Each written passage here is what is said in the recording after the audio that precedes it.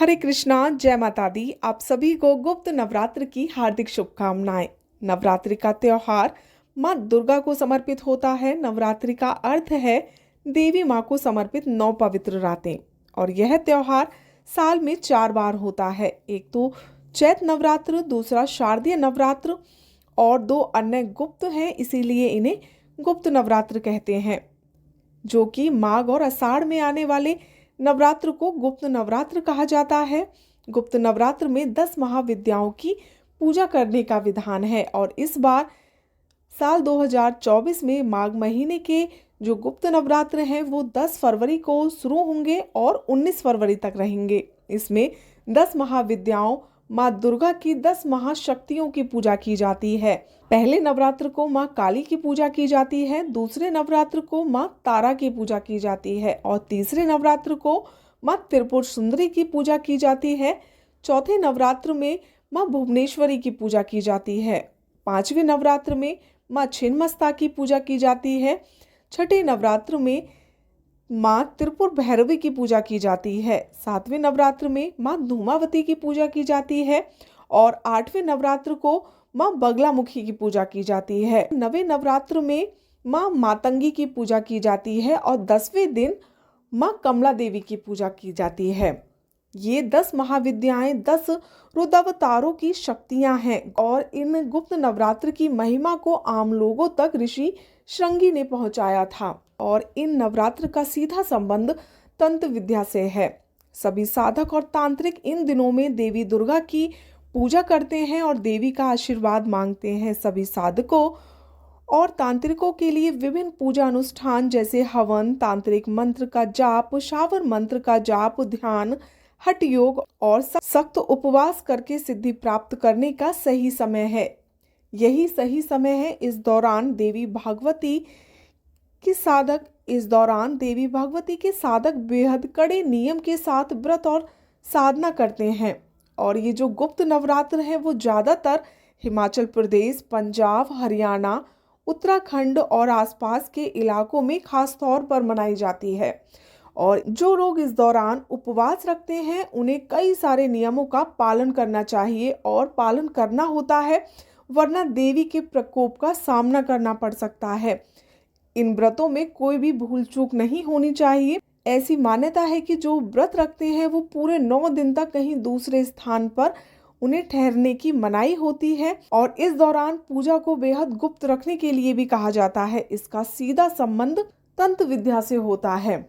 और जो ये साल में 4 बार नवरात्र आते हैं, इनमें से जो 2 नवरात्र होते हैं, जो चैत्र नवरात्र होते हैं और शारदीय नवरात्र होते हैं, जो ग्रस्त व्यक्ति होते हैं, जो ग्रस्त जीवन वाले होते हैं, वो ये 2 नवरात्र के व्रत रखते हैं। और जो तंत्र साधना वाले होते हैं, जिन्हें साधना करनी होती है, तंत्र विद्या साधना वाले व्यक्ति होते हैं, वो गुप्त नवरात्र को रखते हैं। और इनमें जिनकी पूजा की जाती है, जो पहले नवरात्र को जो माँ काली की पूजा की जाती है वो रुद्रावतार महाकालेश्वर की शक्ति है। इनकी साधना से विरोधियों पर विजय की प्राप्ति होती है। और दूसरे नवरात्र को माँ तारा की पूजा की जाती है, जो कि तारकेश्वर रुद्र शक्ति माँ तारा की सबसे पहले उपासना महर्षि वशिष्ठ जी ने की थी। इन्हें तांत्रिकों की देवी माना जाता है। इनकी उपासना से आर्थिक उन्नति और मोक्ष की प्राप्ति होती है। और तीसरे नवरात्र को माँ त्रिपुर सुंदरी की पूजा की जाती है, जो कि षोड़ेश्वर रुद्रावतार की शक्ति को ललिता या राजराजेश्वरी भी कहा जाता है। इनकी पूजा से धन, ऐश्वर्य, भोग और मोक्ष की प्राप्ति होती है। और चौथे नवरात्र को माँ भुवनेश्वरी की पूजा की जाती है, जो कि भुवनेश्वर रुद्र की शक्ति है। इनकी साधना से संतान सुख की प्राप्ति होती है।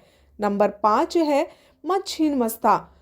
ये छिन्नमस्तक रुद्र की शक्ति माँ छिन्नमस्ता की साधना से सभी चिंताएं दूर होती हैं और समस्त कामनाओं की पूर्ति होती है।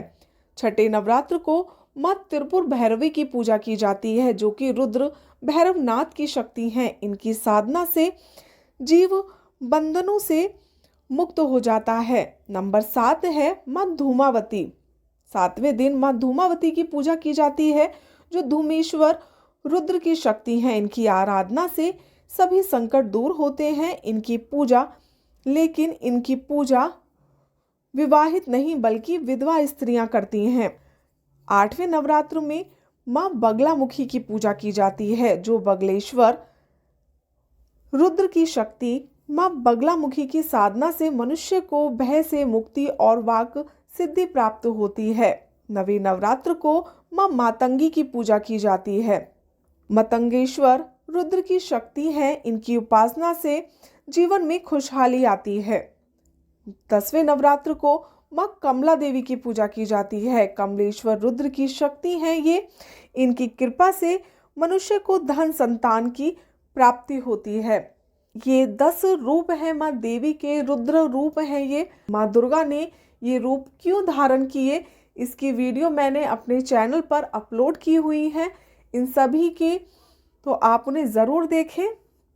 और माँ दुर्गा ने ये रुद्र अवतार क्यों धारण किए, माँ ने ये रुद्र अवतार क्यों लिए, इन सभी की वीडियो से, इन सभी माताओं की अलग अलग से मैंने वीडियो अपने चैनल पर पहले से अपलोड की हुई है, तो आप उन वीडियो को ज़रूर देखें।